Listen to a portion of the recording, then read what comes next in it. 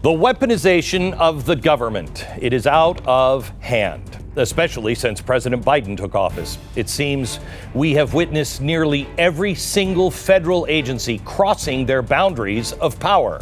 For the House Judiciary subpoenas FBI Director Christopher Wray over the targeting by the DOJ and FBI of parents at school board meetings. The Department of Justice and the FBI have been targeting Catholic Americans as, quote, potential terrorists. Former President Donald Trump saying Mar-a-Lago, his Florida property, has been raided by the FBI. Verifying that you have it.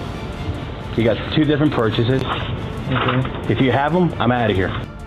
Told you, America, it is bad. But while this kind of government abuse is getting much worse, it is not new. Tonight, I want to take you back to the moment exactly 30 years ago tonight, when we all realized just how dangerous D.C. can be. The one event that demonstrated to the world that government agencies will do what they want, when they want, to whom they want, no matter the consequence. Officials are starting to look for answers after doomsday in Waco. This morning, investigators began sifting through the embers of the Waco compound, searching for the bodies of more than 80 cult members believed killed in the fire. Tonight, the Waco lessons we ignored and the dark truth about our U.S. agencies gone completely out of control.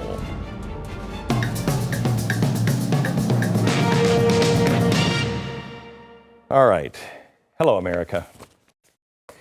At the conclusion of the Constitutional Convention in 1787, a woman approached Ben Franklin as he was walking out.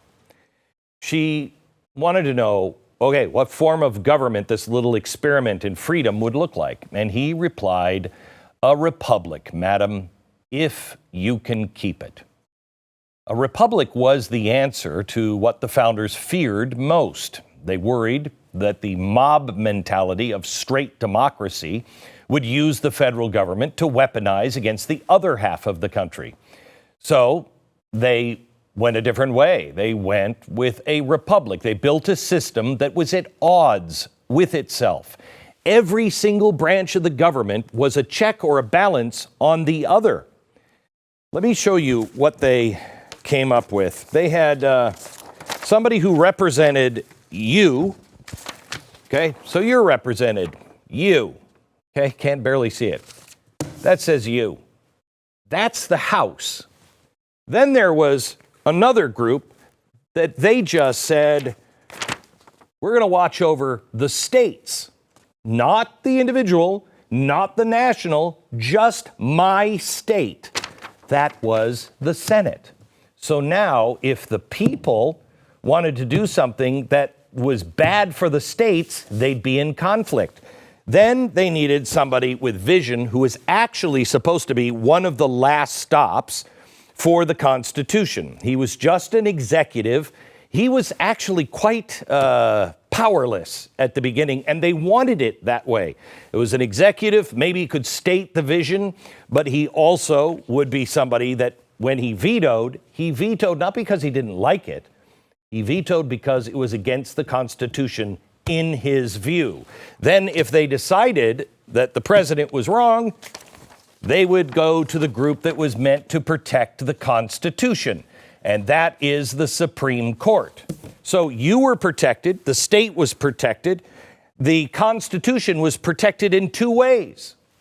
What have we done? House of Representatives, their power is gone because they're the ones who are supposed to make the laws, not the agencies. That was a progressive idea. Make the laws, and they controlled the spending. But since we haven't had any budget of any kind, Congress is gone. The progressives got rid of state representation. Why should I care about a senator in Missouri? Why am I doing that? That branch was to protect our states, to make sure the federal government never crossed its boundary. Then you had the Constitution with the Supreme Court. Well, that one is almost gone. They're threatening to get rid of it, which leaves you with just the executive, the one that is supposed to be the least powerful. But what he's done is gutted, and it's not Biden, this has been happening over a long period, about 100 years. He's gutted everything and put all of the power into the federal bureaucracy. That's easy for me to say. All of the government agencies, the president is now the one saying, yeah, I want you to come up with something. They make the laws, which is not constitutional. And even when the Supreme Court says, you guys can't do that, they do it anyway. This is not a republic. It's a dictatorship. The progressives knew they could make a weapon out of the government. Our government is not supposed to be weaponized, but it is right now against half the country. And I would be saying this to you if the Republicans were doing it. You've heard it called the swamp and the deep state, but this is now what we are facing. The Federal Register currently shows over 400 agencies in the United States government. You don't know most of these. You certainly don't know the people that are in these agencies. These are the people that are actually making the laws now. How do I vote against them? This is how a Republican president can be elected. Along with GOP control of both the Senate and the House, if the president, Senate, and the House and the Supreme Court agrees with the Constitution, then changes could be made. But a Republican president can be investigated now his entire term, impeached twice, have his home raided by the FBI, then indicted by an out-of-control prosecutor in New York City. Do any of these federal law enforcement agencies feel like there is any kind of check on their power? Do you think anybody, even at the Interior, Department of Interior, or certainly the EPA or OSHA, do you think there's any limit to them, the way they see their job? They've got over 400 fellow agencies operating shadow policies right along with them. They believe they are too big to fail and that you represent a minority that they can now weaponize against. It's near comical how blatant all of this has become just in the past few years. Look at the one-sided partisan questions to this day that remain unanswered that every American should want the answer to. Let's try with this one, FBI and the DOJ. Do they actually care about our national security documents? I mean, at all? Because I know they cared when Donald Trump had them. And then they suddenly didn't care when it was sitting next to the Corvette in that really cool garage with his drug addict son. They didn't care. But we now care, we now really, really super care about the leak from that 21-year-old kid that just leaked all these secrets online to a group of his friends. But we certainly didn't care when Hillary Clinton and aides went in and used BleachBit to permanently erase her emails and took hammers to destroy 2 mobile devices. They said they had no ill intent. What? So they don't really care. Ukraine, the Clinton, Soros, Obama, Chalupa, Isikoff scandal that we pointed out. We did show after show on this. These are really important questions. Really, no answer. No answer. And by the way, Isikoff, he's the guy who was breaking that Russian hoax. Yeah, he's also the guy who just broke the story of that 21-year-old. I don't know. Can we get some answers on things? What is the real reason FBI Director Comey briefed then President-elect Trump about the unverified Steele dossier? It was bullcrap. They all knew it. We know it now. But this official briefing set off the firestorm of media coverage that hamstrung Trump's entire team. Was that the real reason for the briefing? Still today, we don't have an answer.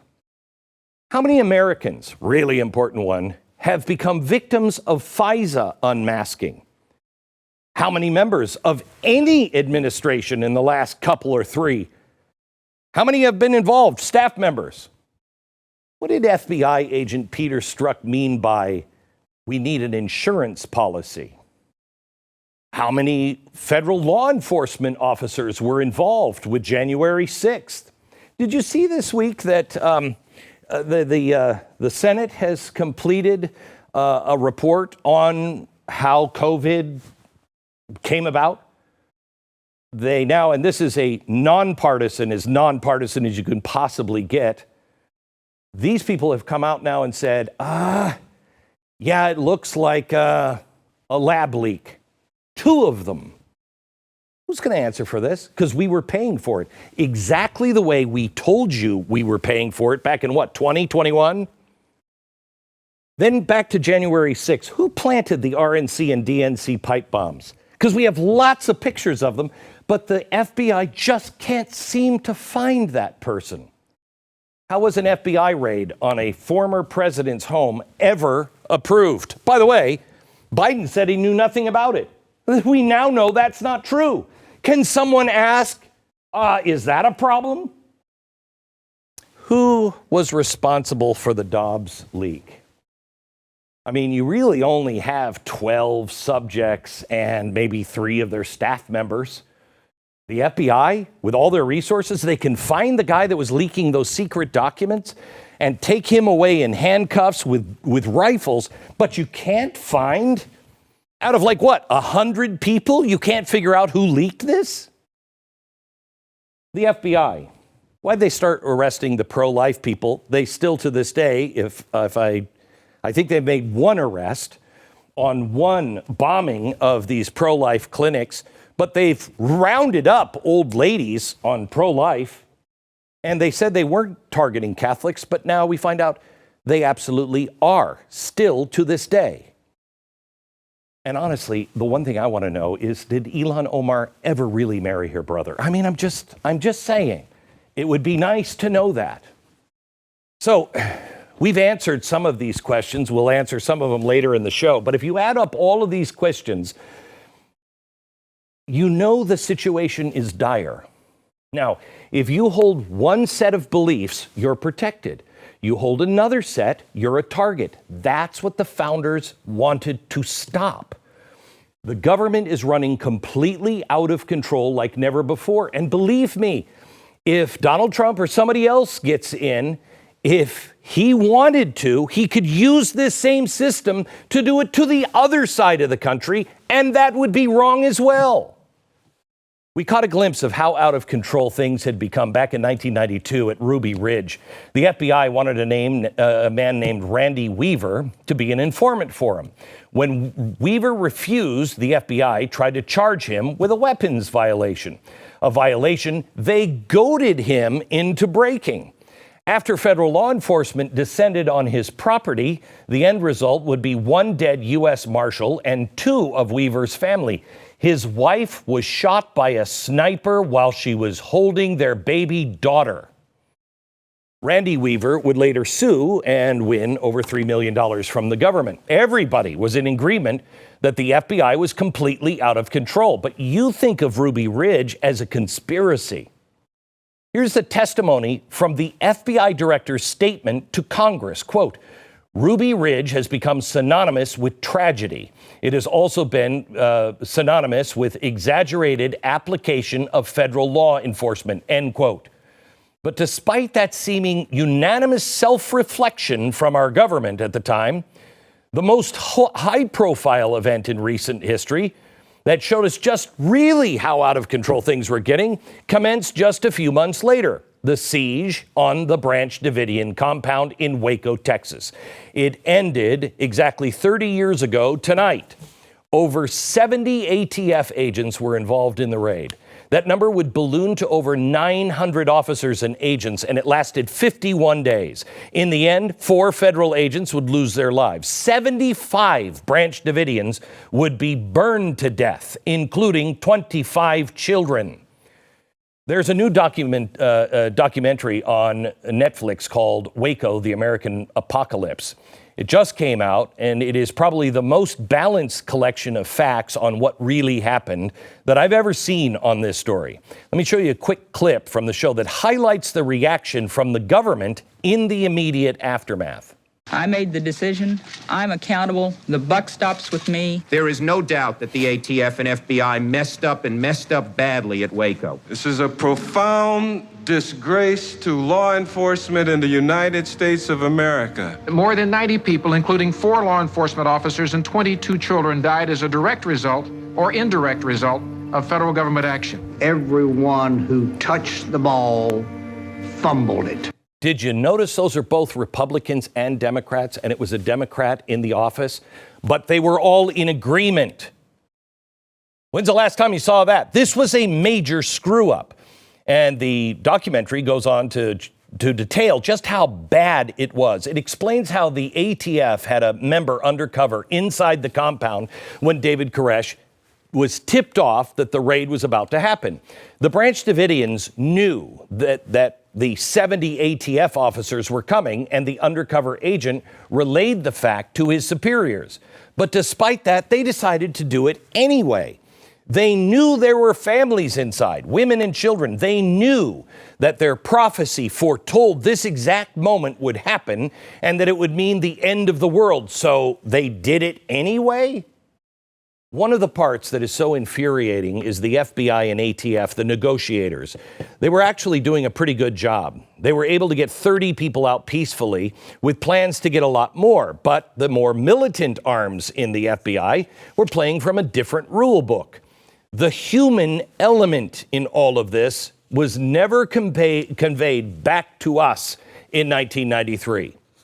But this is a phone call from the last Branch Davidian to be released, talking to her dad not long before Janet Reno gave the go order.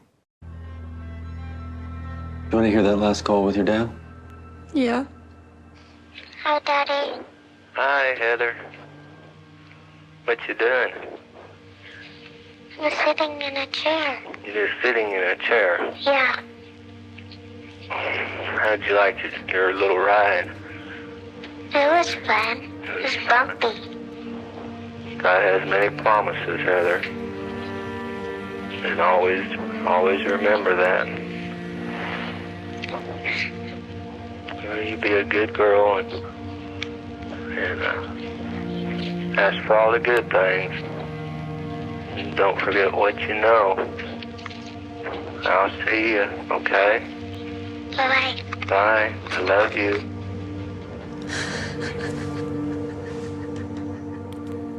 That was the last time she heard her father's voice, and the entire world was watching as the compound went up in flames. I want to show you one more clip from the Netflix documentary because I think it sums up what really happened. David Koresh is ultimately responsible, but that doesn't mean we didn't make mistakes as an organization, and we did. And in Waco, we did not save every life we could. Therefore, in my mind, it's a failure. David Koresh learned how to abuse power, and he did. The federal government in Waco, Texas, knew how to abuse power, and they did. And the outcome? Some of our ugliest history. The first person speaking was one of the FBI negotiators that was trying to peacefully get people out. Even today, you can feel his frustration. The woman at the end is the mother of one of the Branch Davidians.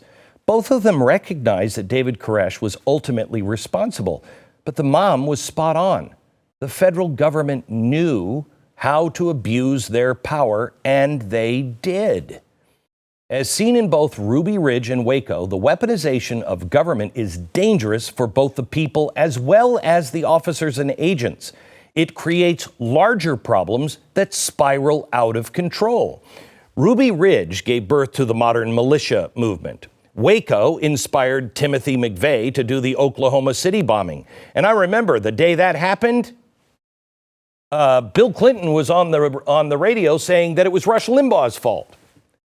Would there even have been a January 6th if not for 5 years of targeted political persecution of President Donald Trump?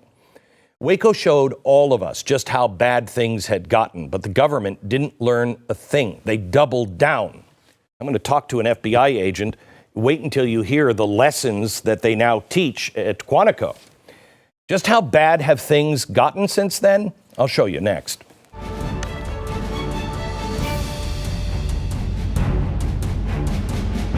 All right, I got to tell you about the Jace case. Does it bother you living in the United States in the 21st century to hear that we have drug shortages on some of our most basic medicine? It should bother you. Let me say this. China is gearing up for war. In the next 2 to 7 years, they're saying China will go in and take Taiwan. Well, if they do that, chips are gone. If they do that, we're not going to get, 17 or 19 out of the basic drugs, the basic chemicals that we use to make medicine. We won't get them. The Jace case is here. And right now, they are providing 5 life-saving antibiotics for emergency use. You can get them out just by filling out a simple online form. You jump on a call with one of the Jace Case Medical Board certified physicians. You also have access to ongoing care from those physicians on any treatment-related questions. And it empowers you to take care of yourself. And if there is a crisis, you will have the medicine. The Jace Case, it'll help you be prepared. Promo code Beck. Get a special discount on your purchase. Promo code Beck. JaceMedical.com. Over the past 30 years since Waco, the weaponization of government has never stopped. It's gotten much worse, and it has spread well beyond the usual suspects like the FBI, DOJ, and ATF. But I want to stress something very clearly. You are not powerless. You are the solution, and you can fight back. And obviously, I'm not talking about violence like the left resorts to. Remember the Biden administration's Disinformation Governance Board? It took 3 weeks before they had to shut it down. And why? Oh, the government finally grew a conscience. No, they didn't. There wasn't some aide in the White House that was like, you know what, this could potentially be abused on the American people. Those voices don't exist in government, okay? So what happened? Here is a description from the Washington Post's propagandist / journalist, I guess, Taylor Lorenz.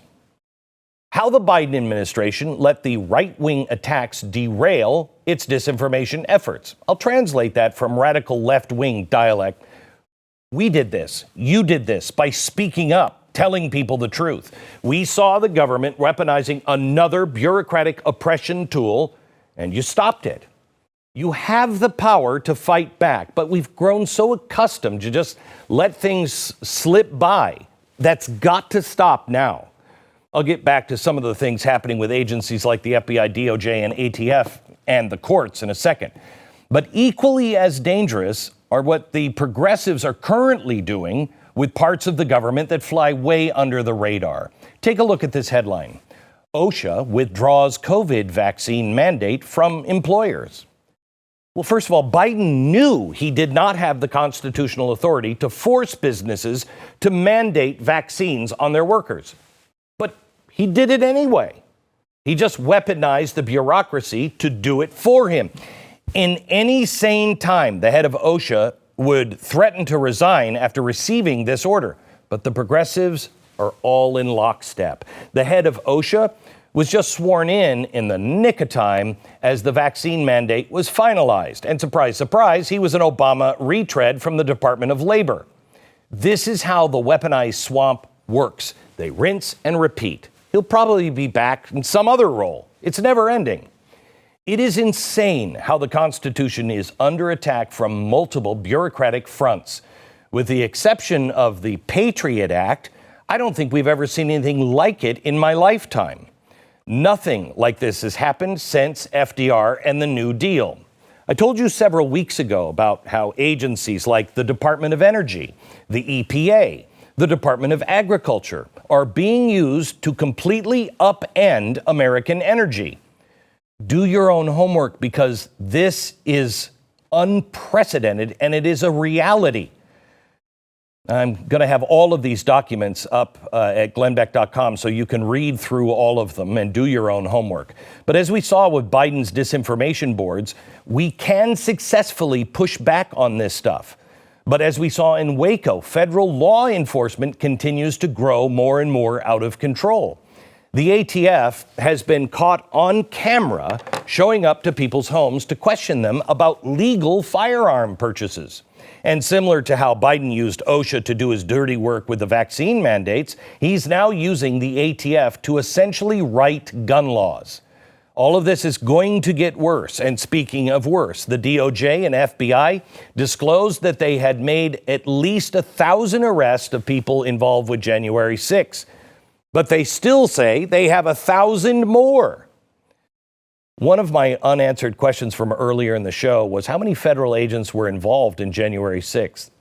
I don't know if we'll ever get the exact number and confirmation, but have you seen what the Department of Justice has been doing recently? Julie Kelly at the American Greatness website has found court documents that show the DOJ is preemptively trying to shut down January 6th entrapment cases. This is weaponized government on full display. Another one of my unanswered questions was how did the DOJ and the FBI get cleared to conduct the unprecedented raid on President Trump's home? Unprecedented, right? It's never happened before. You would think something like that would have to be approved or the president would have to be notified, but he said they had no knowledge of it. They actually said they were surprised by the news and heard about it on Twitter, which is interesting because America First Legal, through FOIA requests, just uncovered an email that confirms the FBI obtained special access requests directly from the Biden White House. This government will come after a former president. They will come after you in your home just for preaching in front of abortion clinics. They'll arrest you for being present at protests. They'll infiltrate your church, as the FBI was just caught doing with the Catholics. Do you think that's stopped? What's next? What will the ATF do? Will they do a Waco-style raid on St. Patrick's Cathedral in New York? After everything we have seen lately, nothing would surprise me. Abuse from federal law enforcement is at an all-time high. Where are the good guys? Well, I got one in my studio next. He's an FBI whistleblower here to tell you what lessons do they teach now at Quantico about Waco and Ruby Ridge. Next.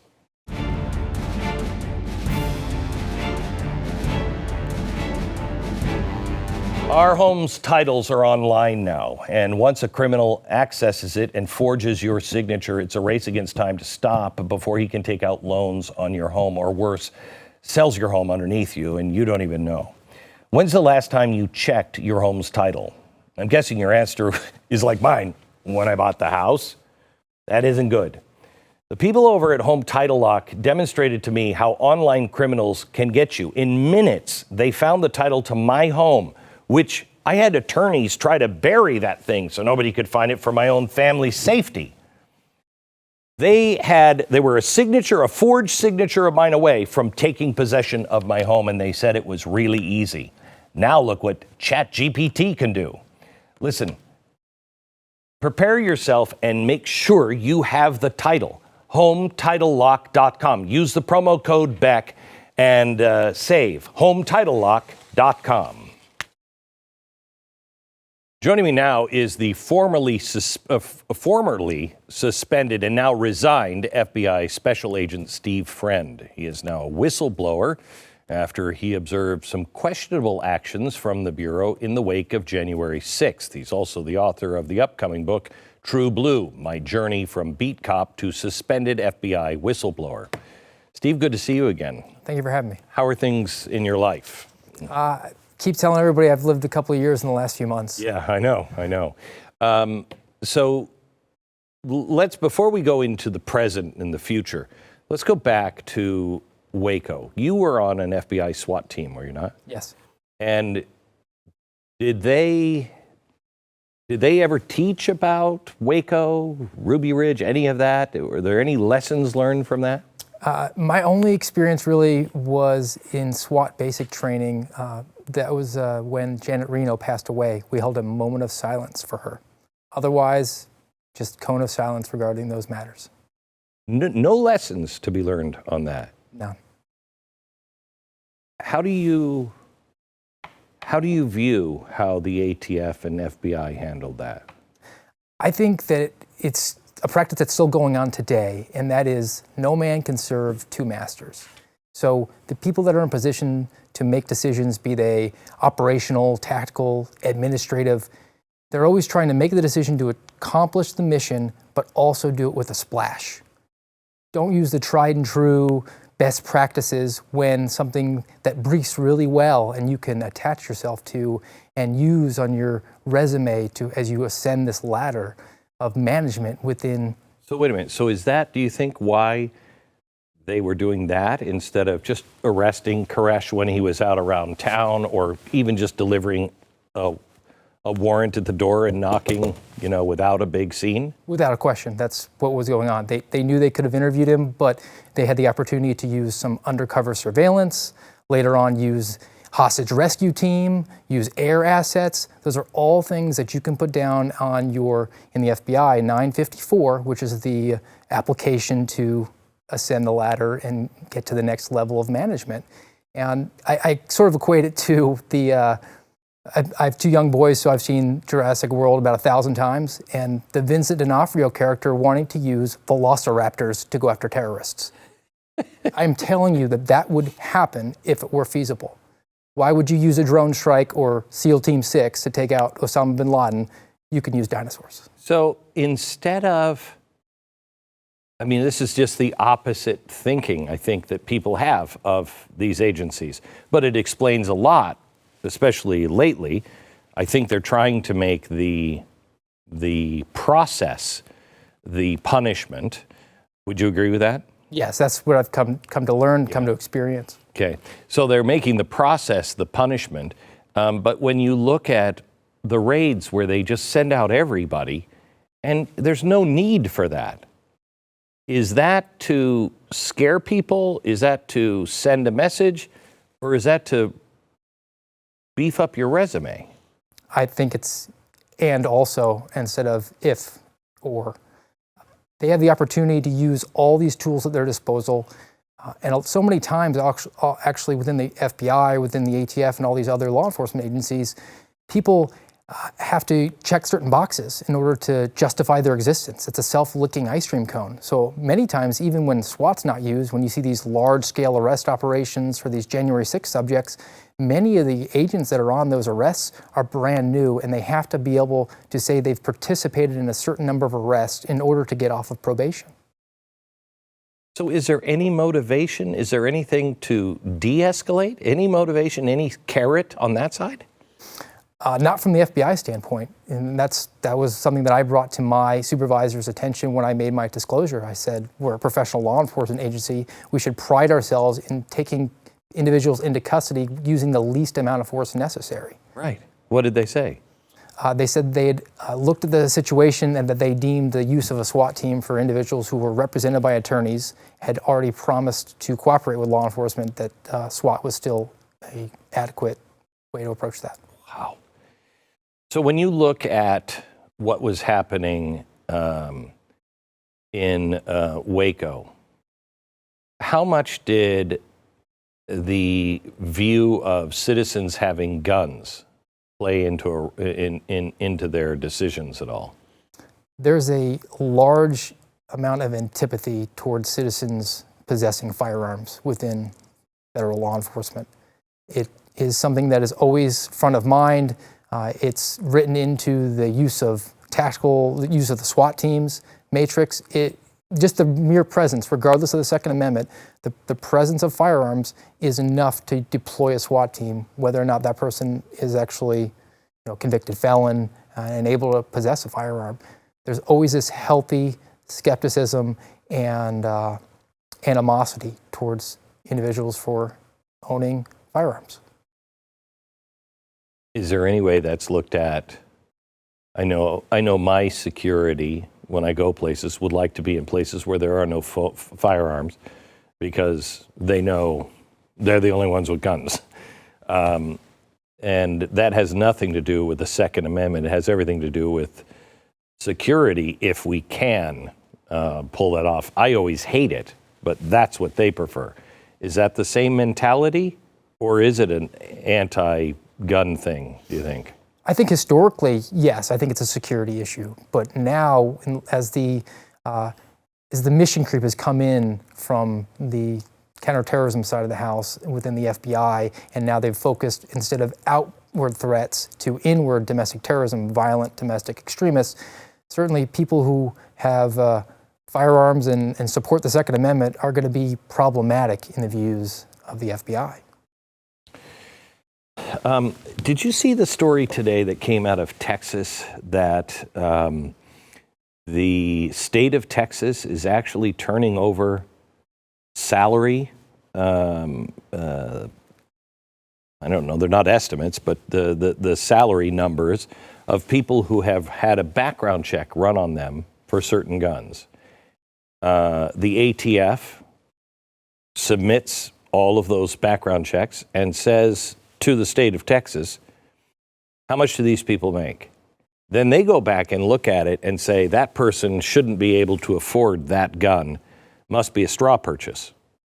And then it's turned over to the FBI for monitoring of those people. How many laws are being broken there?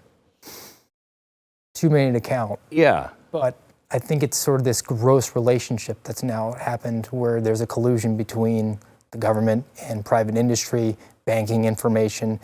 We saw that even with January 6th out of the Boston field office, where banks looked at individuals' spending and saw if they'd taken a trip to Washington, D.C. and turned that over to the FBI without even being prompted to do so. And, you know, there's one thing about being a good citizen. There's another thing about being a good citizen to protect and defend the Constitution. I talked to a guy about Waco today on radio, and he was a news director and vice president of KRLD here in Texas. And David Koresh had been on, sending messages. And the FBI came in and said, or actually he said it was the ATF, came in and said, we need those tapes. And he said, great, they're right here. All I need is a warrant. And they were like, come on, man. And he's like, no, that's our station policy. I can't give you anything without a warrant. Those days seem to be long gone. Now, if you ask for a warrant, I think they'd view it as hostile. Yes, I think so. I think when the conversations I had with individuals who were at a higher level of management, when I mentioned the concept of due process, it just washed over them like it was a foreign concept. Okay. We're going to take a quick break, and then I want to talk to you about January 6th, because since we met, some videotapes have come out, and it's much worse than I thought. We'll get your thoughts on that here in just a second. First, let me tell you about Sweat Block. Sweating is embarrassing. It's awful. I'm not a fan of it. That's why I keep this room ice cold. I mean, if you're really weird and you like sweat tacos, go ahead, but it's part of life. But here's the thing. I found something that was invented by a Harvard doctor. He was a researcher, and he would go up to the chalkboard and he'd have the sweat tacos every time. And he hated it, and he was embarrassed, and he was like, I'm a scientist. I should be able to come up. Well, he did come up with something for that. It's called Sweat Block. You apply it with a wipe under each arm one day, and it goes for 6 to 7 days, and you don't worry about it. There's no sweating. It is really amazing, and it is one of a kind. It's called Sweat Block. The Sweat Block wipes. Get them today, 20% off at sweatblock.com, promo code Beck, or you can even use the magic Sweat Block wipes on Amazon, but you get the discount at sweatblock.com, promo code Beck. Steve, I think that most people who are Americans have never experienced what we're experiencing right now. Maybe under Wilson, but they're all dead. This is becoming very spooky if you're paying attention. But I think a lot of people, most people don't pay attention. And they're thinking, what? These guys, January 6th. I want all of the guilty people to go to jail for January 6th. If you came in, you broke a window, you egged the crowd on, you did any of that stuff, you should pay the appropriate price that is outlined by the law. And we've said, I remember at the very beginning, don't go because you don't know who you're going to be standing next to. And that was in reference to the Whitmer case, where it was like all FBI agents. It was like one guy who wasn't an FBI agent. At least it felt like that. Now we're seeing video of this come out for January 6th. And you told me it was bad when you were here. Did you have any idea it was this bad? No. I really, my experience even bringing my information forward, my disclosures forward, was concern about righteous investigations being lost because the FBI's processes are not being followed. And I really am a big believer in we need to have full transparency. There's no reason why this footage has been withheld for so long. It needs to be exposed. And even the little bit that's been eked out here in the last few months has just been quite revelatory that, in fact, so many people were there walking through the house. Yeah, and you had police officers now from their vest cameras egging people on. Get onto the scaffolding, get in, go now. How corrupt is our system at the top? I mean, it's kind of comforting to think that it's just the upper levels, but that doesn't seem like upper level people. No, it doesn't. I mean, certainly somebody who's in an undercover capacity, that's somebody on the ground level. That's operational. But again, you have the opportunity to attach yourself to something that's the largest and most important and vital investigation, more important than the Civil War, we're told now. And you can say that you are in some sort of either leadership or operational capacity on that. That's a very tempting. That's very tempting. But it's not. It's not the same as like when you were saying about Waco. You know, people. You know, they have these resources and they want to be. It's another thing to actually be instigating, actually shaping that, isn't it? Yes, I do think so. And there's a great divide, I think, the schism is growing between people that are within federal law enforcement that took their oath seriously and those that are just doing the bidding of the political. So who is it? Is it stop at the Attorney General? Is it everybody? I mean, here's what I'm asking. Can you fix this? Can this be fixed? I don't think you can. I think it's beyond any sort of redemption at this point. Wait. What does that mean? Because you say something like that, because that's what I believe. But you say that, and then Biden comes out and says, these people are anti-police, anti-FBI. No, I'm not. I never have been. I'm anti-corruption. So what does it mean to shut it down? I think we need to just face reality here, and just having been on the inside, I can tell you I was a local police officer before I was an FBI agent, and there are very talented and skilled police officers at a state and local level that can do the job of a federal agent better. There's nothing magical about the FBI. And I remember when the Christine Blasey Ford allegations came forward and there was this call, the FBI should investigate this decades-old crime. And I thought, we don't have any skills amongst our ranks that would make us better than a 10 or 12 or 15-year detective within a criminal investigative division. So I think right away we need to just get away from this myth that the FBI isn't filled with people who are super secret squirrel agents like James Bond that can solve any crime under the sun. But I think more importantly, and this is where I really struggle, because I just was at an event with an acquaintance. I would call him a friend, but we don't hang out. He's an FBI agent, and I've always had the utmost respect. And for the very first time, I felt myself keeping my distance. And it's not him, because I know him well enough to know he is super straight arrow. But how are we going to turn that around? Well, there's a good alumni base of retired agents that I've become acquainted with in the time that since I've exited from the FBI. And the refrain that I keep hearing from them is old school bureau, your old school bureau. And I think it's just a recognition of the past and honoring that as being a good thing. And I, when I came in, said, I'm standing on the shoulders of giants, people who brought down Bonnie and Clyde and terrorists and organized crime.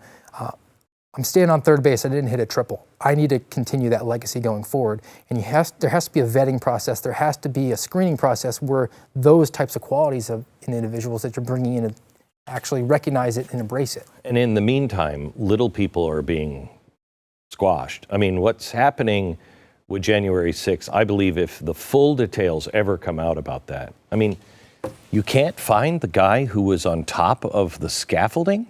You can't find the pipe bomber. You can arrest the police officer that found the pipe bomb, but you can't find the pipe bomber.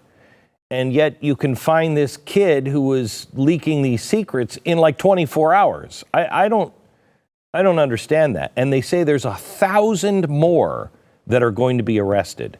You believe that number?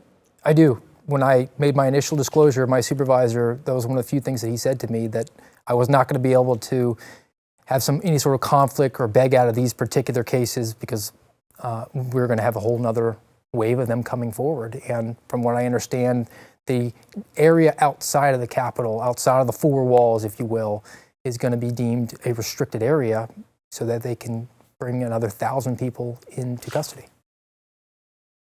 Do you think there were 2,000 really, really bad guys there that should be going through this? I think if there were 2,000 really bad guys, that video would have been released to us pretty quickly after January 6th. Yeah, I mean, you watch the video, some people were despicable, you know, breaking windows, beating cops, even climbing the scaffolding. I mean, you just don't do that. That's not who we are. But 2,000 people? Is this tape going to turn anything around?